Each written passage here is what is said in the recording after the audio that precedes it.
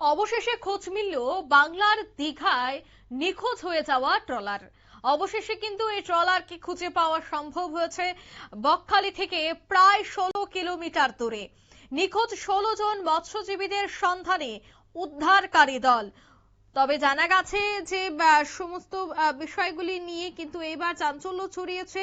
দীঘার শঙ্করপুর থেকে নিখোঁজ হয়ে যাওয়া মা কালীর ট্রলারের অবশেষে খোঁজ মিলেছে। তবে ট্রলারটি অক্ষত অবস্থায় নয়, বকখালি থেকে প্রায় 16 কিলোমিটার দূরে রক্তেশ্বরী চরের কাছে সেটিকে সম্পূর্ণ উল্টে থাকা অবস্থায় দেখতে পান স্থানীয় মৎস্যজীবীরা।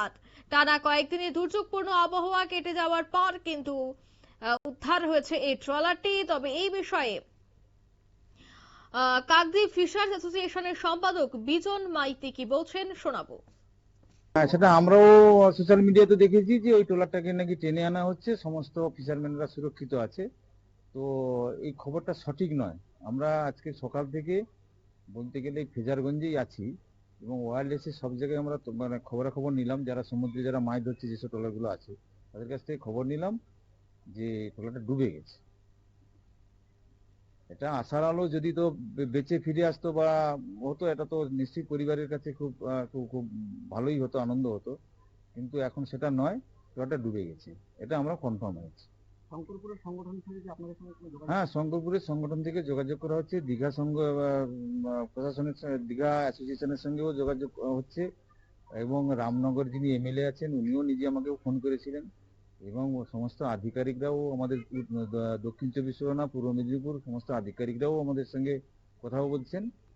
তো আমরা মোটামুটি আপনারা শুনলেন, অর্থাৎ এই ট্রলারের 16 জন মৎস্যজীবীর ভাগ্যে ঠিক কি হয়েছে এখনো পর্যন্ত কিন্তু জানা যাচ্ছে না, কারণ নিখোঁজ এখনো 16 জন মৎস্যজীবী।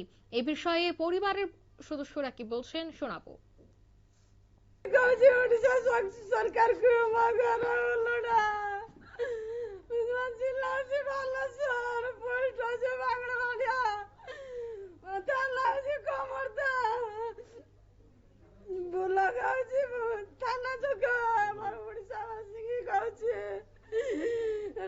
জয়রাম মাঝি, রবীন্দ্র মাঝি, জগন্নাথ মাঝিকে এতিককে অনুরোধ କରୁଛି ହାତ ଯୋଡ଼ିକି ମୋ ଓଡ଼ିଶା ସରକାର ତୁମେ ମୋ ଶଙ୍କାକୁ ଆମକୁ ଆଣିଦିଅ ଆମ ପାଖକୁ, ଆମ ପେଟ ଲାଗିছে।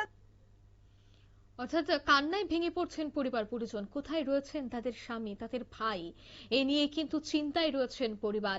সরকারের সাহায্য চাইছে, অন্যদিকে উদ্ধার বা সন্ধান অভিযান চলছে। সে বিষয়ে আরো বিস্তারিত জানবো। টেলিফোন লাইনে যুক্ত হয়ে গেছে প্রতিনিধি পশ্চিমবঙ্গ থেকে গোপাল শীল।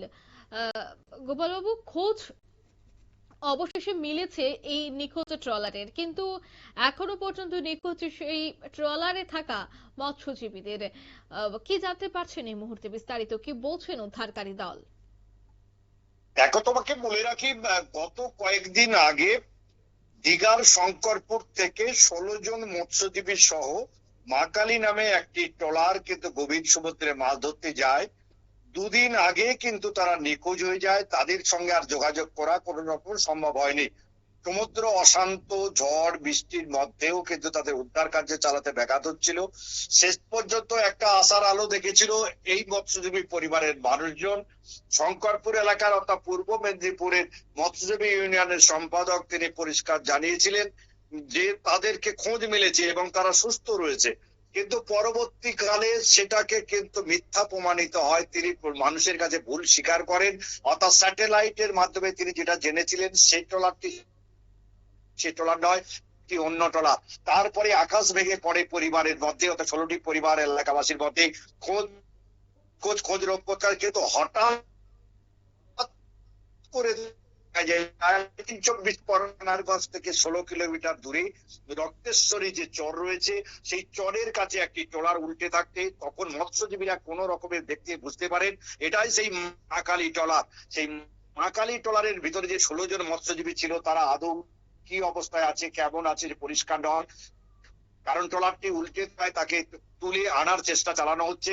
তারপরেই কিন্তু বোঝা যাবে 16টি ট্রলারের মৎস্যজীবী তাদের ভাগ্যে কি ঘটেছে।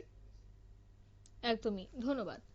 অর্থাৎ সেই ট্রলারটি উদ্ধার করার পর এবার কিন্তু সেই নিখোঁজ ব্যক্তিদেরকে উদ্ধার করা চলছে। তারা কেউ মাছ ধরতে গিয়েছিলেন, কেউ সেখানে সহযোগিতা করতে গিয়েছিলেন। বকখালি থেকে 16 কিলোমিটার দূরে আজ ট্রলারটি উদ্ধার হলেও তা কিন্তু উদ্ধার হচ্ছে সম্পূর্ণ উল্টো অবস্থায়। তবে সেখানে থাকা মৎস্যজীবীরা কোথায়, তাদের ভাগ্যে অবশেষে কি জুটছে, সে নিয়েই কিন্তু চাঞ্চল্য। তবে উদ্ধারকারী দল কিন্তু তাদের উদ্ধার চালিয়ে যাচ্ছে। নিয়ে নিচ্ছি ছোট্ট একটি বিজ্ঞাপন বিরতি, সঙ্গে থাকুন।